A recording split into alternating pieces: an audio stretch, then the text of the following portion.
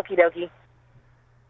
All right, 97.7 Outlaw Radio FM listeners, you already know what time it is, and right here, right now, we actually got the one and only, the ever so talented hip hop's finest. We got Hippie Snooks right here, live on the line. How are you doing this evening?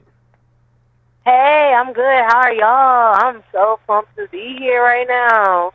I gotta say, it's definitely an honor to have you on the radio station Airwaves this evening. But as for me, I'm just enjoying my Friday night down here in Canada. We finally got that summer weather, so I'm super stoked just to be able to kick off summer the right way and interview hip hop's finest. Heck yeah, man. I'm happy today. It's been chilly. It's been kind of chilly today because of the rain. So, y'all had that weather for at least one day for us. But I know you're a busy individual, Hibby, so I'm going to dive right into this broadcast. But I want to take you back to the beginning of your amazing career this far, and I have to ask, what originally inspired you just to venture into the music industry initially, because you are such a talented individual? Well, so when I was younger, I always wrote stories. Like, my mama always gave me, like, empty books with pages in them to, like, illustrate them, write my own stories. So I've always been writing, like, my mom used to always joke that her sister was reincarnated in me because she was a poet writer, and I, like took up the craft like it was nothing. And so in not high school, in elementary, I had these two teachers. I'll never forget them, Miss Waters and the art teacher, and they were always talking about how I had a really good speaking voice, how my voice commands a room, and all of that. So they started making me do orientation contests where, like, pretty much where you just go, they give you a speech, and you just orate the speech. And I was winning those. And then, I know it's long, and then, so I started poetry. Poetry was my next thing. And then, so I realized when I was writing poetry, it flowed into a beat. And I also was doing music, too. I've always been in choir ever since I was younger as well. And so I kind of just, like, put them both together, like, all right, this choir and this speaking thing, and I don't know, and then that's just how I was just like, okay, let me write raps. And then I just started writing raps, and then I didn't really take it seriously until I got older. When I was about 23, I went to school for it, recording technology, and I just really just wanted to learn more about what goes into really making music and stuff like that. And yeah, I probably just told you more than what you asked for. Hey, it's all good, you know what I mean? At the end of the day, I love when artists actually tell the stories and go in depth, you know? You'll be surprised how many times I get, like, one-word answers, and I just go, what? So I do like when artists like yourself go in depth. Like, we're a 24 station, so when you have an interview opportunity, talk as much as you want. But the one thing I do have to ask, though, about that, because obviously you said you went from poetry, and then, of course, you're a hip-hop artist. Have you ever took those early poetry writings and just kind of, like, converted them actually into a hip-hop song? And, of course, like, what is one of the earliest poems that you actually remember turning into a hip-hop song? So I've actually never thought about that, never done that before. I just always, like, kept my poetry and my music separate. So yeah, I know that wasn't the answer you're looking for. Hey, it's all good, though. You know what I mean? Like, do you think you might do that actually in the future? Well, honestly, I really haven't just wrote, like, poetry in a while because I've been doing music. And so, like, when I'm writing my music, I always remember, like, how cadence styles, rhyme styles, and pretty much stuff from poetry. So I kind of just added it into my music. So I guess technically now all my poems are music, because I know a lot of people say when they hear my music, it sounds conversational, which is what I got from doing poetry, making it conversational, making people make it relatable, make people feel like I'm talking to them, not just talking to, just making music. Like, I've heard a lot of people say my music feels a little more personal to them sometimes. And also as well, March 16th of 2018, you actually released the 6-track EP titled Teddy Bear in Handcuffs Presents Poetry and Vibes. I was wondering if you can actually tell us a story behind this amazing EP, and of course, where can our listeners actually buy or stream themselves a copy of it today? Okay, so Oh, crap. I'm sorry. I lost my train of thought. So the teddy bear handcuffs. Ask me that one more time. I'm so sorry. My phone has been acting, like, really weird, just been doing its own thing. And it'll kind of press the button when you're in the middle asking me that question. I'm so sorry. Oh, it's all good. It's all good. I was actually wondering. So on March 16th of 2018, you actually released the phenomenal 6-track EP titled "Teddy Bear and Handcuffs Presents Poetry and Vibes." I was wondering if you can actually tell our listeners a story behind this amazing record, and of course, where can we actually buy or stream it today if we haven't already done so? Okay. Okay, so there's a funny story behind the name Teddy Bear Handcuffs. So I had this friend, Alana, and we used to, like, pretty much, like, every day I would, like, either write music or practice music, and, like, we would get, like, super, like, stoned, and we would be out in public, and we kind of just wanted a way to, like, tell each other, you know how you meet your friends and you're being goofy, especially, like, if it's something like a new strain and it's just, like, really taking a hold of you. And, like, we wanted a way to be able to tell each other that we were, like, you know, stoned in public without, like, disrespecting, like, people around us. So we came up and we were watching a trailer to Ted 2, and then all of a sudden she just blurted out Teddy Bear Handcuffs. And I was like, that's it, Teddy Bear Handcuffs. And so that's how that came about. And then the EP pretty much came about, it was more of like, I don't know the right word, but it was more for myself than anything. My mom had just passed away. No, she hadn't passed away yet. She was in the process of passing away.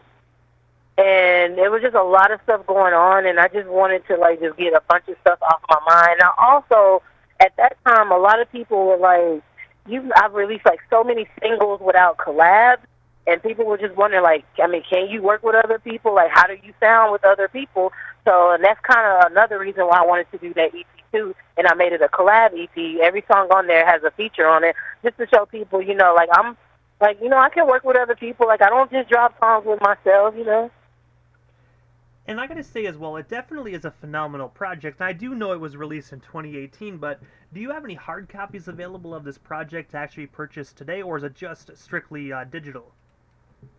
So it's strictly digital now. When I first dropped it, I did have hard copies, but now it's just strictly digital. You can find it on Spotify, iTunes, Amazon, pretty much anywhere you listen to music. And I also have music videos on YouTube too, if anybody wants to, you know, check those out as well. And I do got to say, definitely is a phenomenal project. I really enjoyed actually listening to it. But one other project that you were actually a part of that I've really enjoyed listening to was actually a couple years later in 2020, where you were actually featured on C-Trey's album titled Brazzy Sexy Bull on the song Top Drop. I was wondering, could you tell us a bit more about that collaboration? And of course, how did you guys originally get connected? Okay, so in Dallas, on Tuesdays, they have Dallas open mic. And we used to go there, like, every Tuesday. That was, like, the meetup spot for all the artists. We go and we, like, perform, we support each other, and all of that. And so, like, he really just, you know, really liked my flow, like, really liked what I had going on. And he just, you know, asked me, did I want to do a feature? And I was like, of course, I don't mind, you know, just send me the stuff, you know. I'm one of those people, like, if you ask me for a feature, just have everything ready. If you got it ready, all I got to do is go to the studio, record it, and then we're good. And then that's pretty much how it came about. He asked, and I said, yeah, and yeah. And I gotta say as well, I really enjoyed what he did with that album cover as well. He kind of took he kind of paid homage to TLC, but made his own little twist on that iconic record cover. Yes, I really loved it. Like, I really loved, like, his whole concept, the whole idea of the project, because, like, the whole project was really, like, it seems to me like he was just paying homage to us as, like, when we were kids. And also as well, another collaboration you did was actually the following year in 2020, where you were actually featured on Air Sky's song titled Overcome. I was wondering, how did you and Air Skies get connected? And of course, what was it like just working in the studio with her?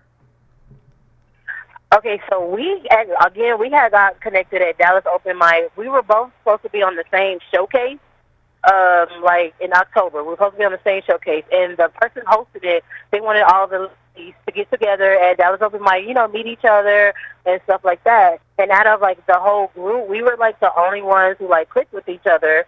And so from like 2019, the end of 2019 till just recently, we were like kind of doing like a solo duo thing where we would do everything, like we were making music together and all of that. And so we both decided that we felt like we were at a point where like, okay, now we can go like, solo and be more heard and like venture out into like really venture into ourselves. And so she wanted to do that EP, and I was like, all right, bet, yeah, girl, for sure, do that. Like, we don't have to do everything together. Like, this is the plan. Like, the plan is to, for us to get to a point where like, all right, we can stand on our own 2 feet. Not that we could not stand on our own 2 feet before then. It was just like how the music industry is with having to like pay to perform at places and stuff like that. It just made it easier on our pockets and stuff like that. So it was more of a strategic move. And also we got lucky enough that we actually liked each other and could be friends as well. And yeah, that's pretty much it. Working with her has always been dope. Like I said, we've been in the studio with each other like plenty of times before. We got something else. I'm actually working on an EP right now, so obviously I got to have my girl on there. So we definitely got something else coming. And also as well, March 31st of 2022, you actually released your most recent single titled Need a New Outcome. I was wondering, can you tell us a bit more about this song? And of course, where can we actually purchase it today? Because I got to say, it's such a phenomenal song. Thank you so much. That song right there plays homage to me. Finally, just like not. So March 31st made 5 years exactly that my mom had passed away. She died on March 31st. Ever since then, since 2017, I've been like kind of down in the dumps. Like on that day, like I don't want to do nothing. I don't want nobody bothering me. Like I'm just like a terrible person on that day. And like so this year, I'm like it's 5 years, and 5 has always been my magical number. Oh shit! I'm sorry, I almost fell. I'm outside walking in the rain, I almost fell. I'm so sorry. And and I always so I just wanted to do something. I wanted to change. It's not even if I wanted to change. I needed a change. Like I needed to really just started, not necessarily getting over her death, but accepting her death, accepting everything that happened, and just moving on with life. And so that's basically how that song came about. It's on all platforms. I released a video to it as well. And yeah, that song right there is pretty dear to my heart. It also just got chosen to be in a movie from J.F. Bailey Films in their movie The Forbidden Daughter. So I'm very excited about that. And I really appreciate it. I'm really glad you like the song.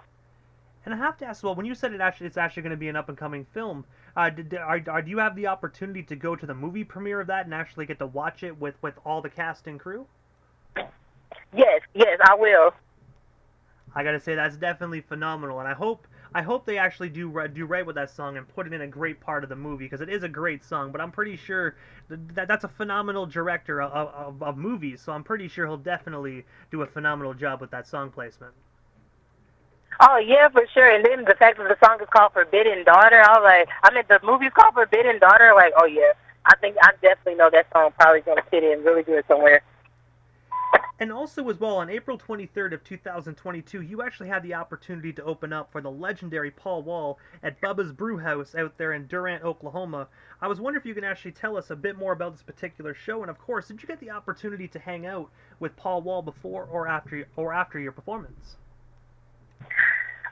So that performance, oh my God, that was so dope. Like, I always loved Paul Wall ever since, he came out with Bill Tippin. And the DJ Tony Snow, so I say like 2 months before then, he had a birthday party there, and like the owners and he asked me to perform. The owners of the place liked me so much. They were like, if you see any hip hop show or any show that you want to get on, just let us know, and we will let you get on for like 2 songs, 5 minutes. And so like that's how I got that opportunity. That's pretty much how I got that opportunity. Same thing with being able to open up for Yin Yang Twins on June 11th. And I didn't get to hang out with him before or after. I was with my cousin, and I kind of didn't just want to like leave him by himself because it was just us two. We didn't really and we're in Oklahoma. You know, we're from Dallas, so we didn't really know each other.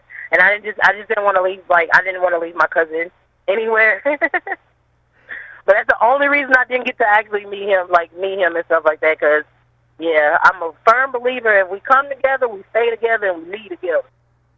I gotta say, that right there is actually a great analogy to have, especially when traveling, because you never really, it's an environment you guys aren't really used to, so it's definitely, I gotta say, definitely a phenomenal cousin you are.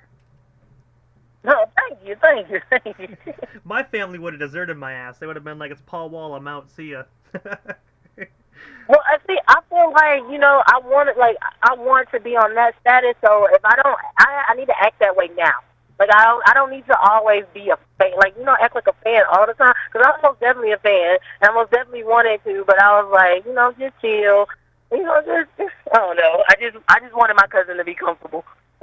Especially being in the music industry on my side of things as well, because I interview a lot of people, so there's some people that I grew up idolizing and listening to, and it's like, getting on the air, you really have to separate the fan from the professional, and sometimes it's super hard, but, you know, we get through it. Yeah, it is. I know I met Rod Digger one time, and, like, I could not stop being a fan. Like, I've been a fan of her forever. Like, Rod Digger is one of the people who made me just really want to rap, because she didn't rap about, you know, her private parts and all that stuff. Like, she rapped. So, yeah, and then the movie 13 Ghosts is still one of my all-time favorites, and just for her to be in it, so, yeah. But I gotta ask, what is next for yourself, Hippie Snooks? Like, is there anything we happen to miss during tonight's broadcast? Anything else you do still want to talk about or promote? Just what we still got you here live on 97.7 FM this evening. Pretty much. I'm just working on a new EP that's going to release at the end of the year. I got another song I'm working on in video, so y'all check that out. I'm opening up for Yin Yang Twins June 11th, so if anyone is around Durant, Oklahoma, or if you're in Dallas, Texas, if you want to ride with me, you're more than welcome. That's pretty much it. Like, and that's pretty much it. Like, I'm also trying to get into voice acting. I really like changing my voice. I've always practiced doing different voices. I can do a lot of stuff with my voice. So that is also one of my next big things I'm trying to get into, is definitely voice acting. And also, Hippie, this is the time in the interview quickly that I give a chance for the individual that does slide into the radio station airwaves, just a chance to give, like, shout-outs to whomever they want to give shout-outs to, but most of all, your social media handles. That way our listeners can follow you and stay updated on everything Hippie Snooks if they're not already doing so. So my Instagram is hippie.snooks __. I have a TikTok, and it's hippie.snooks. Facebook, everything is pretty much just hippie.snooks.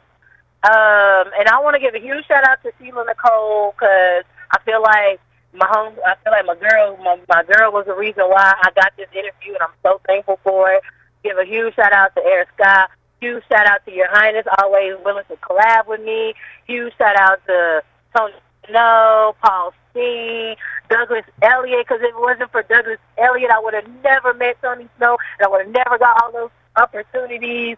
I want to give a big shout out to my boyfriend, who's always supporting me, spending his money on me to do for my music. Like, and another big shout out to my family, anyone who's ever supported me, whether it be just a kind word or monetary. I really do appreciate it. I don't do this necessarily all for me. I do this for people who struggle with just having a voice and not being heard. So I really appreciate everyone who takes the time out to even just listen. And I gotta say, first and foremost, Hippie, thank you so much for just taking the time out of your busy evening and sliding into the 97.7 FM airwaves. It definitely is an honor and most definitely a privilege, and hopefully when your new EP comes out, we can get you back on the radio station and chop it up some more. I would love that. I would most definitely love that. That would be super dope.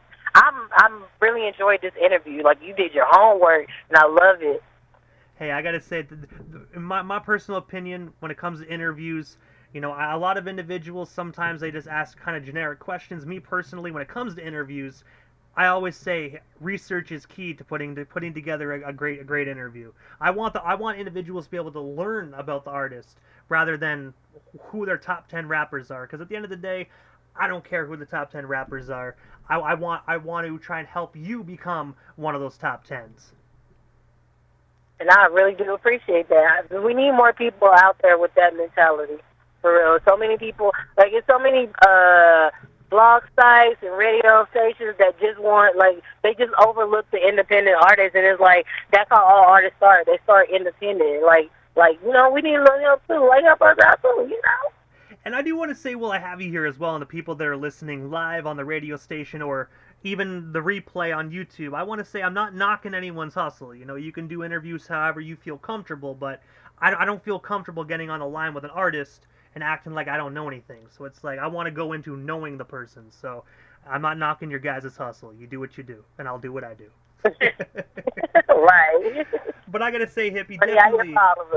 I gotta say, I know you're out in the rain walking and whatnot, and I don't want your phone to get wet and all messed up. So I gotta say, thank you so much for your time here this evening, and I'm pretty sure we definitely shall talk soon. But definitely keep in touch, and when your new EP drops, send me a DM. We'll definitely get you back on the radio station Airwaves.